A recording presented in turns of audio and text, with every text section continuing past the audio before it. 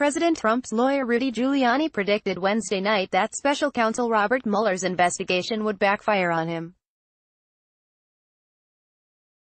Liberal New York Times columnist Thomas Friedman said the news media should work together and saturate the public with negative coverage of President Trump in order to erode his popularity among Republican voters.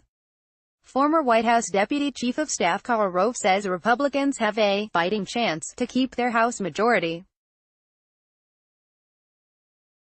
Medical teams have started using an experimental vaccine to contain the latest Ebola outbreak in the Democratic Republic of the Congo.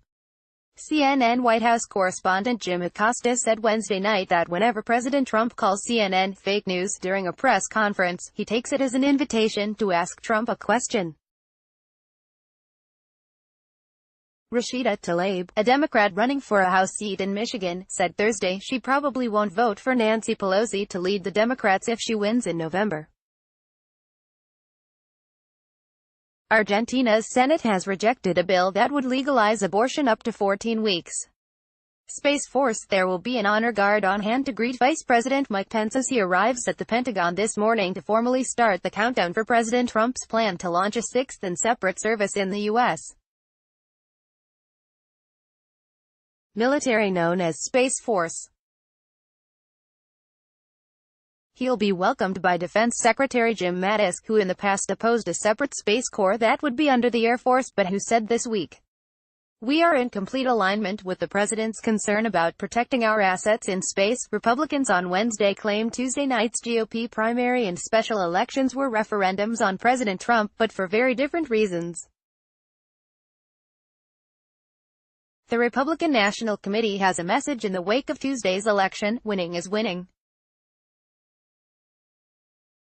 The media isn't quite at the sobbing on live national TV level over the Trump administration's latest move on immigration yet, but the very second a Guatemalan is denied a visa renewal because she's spent the last decade on food stamps and Medicaid, get ready for it. On August 2, the Trump administration issued a proposed rule allowing the sale of short-term, limited-duration health insurance plans, also known as short-term plans. The new rule extends the renewal period for short-term plans up to a year, a change from the previous Obama-era policy of letting them last only up to 3 months. It also allows these plans to be extended for up to 36 months.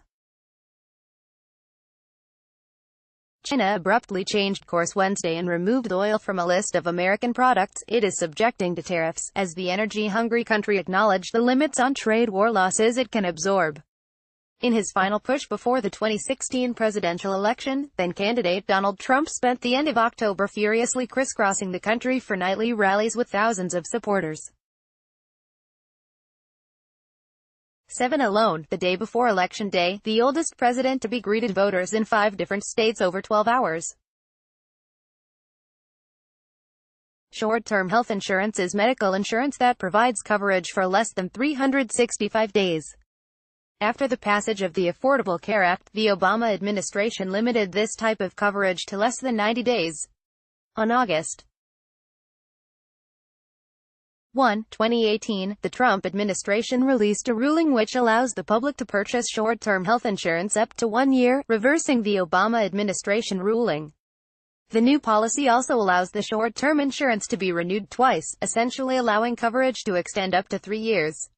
Wednesday, August 8, 2018, a town hall hosted by Democratic congressional candidate Andrew Jans was held without incident Wednesday, despite a social media threat reported to police days earlier, a report says.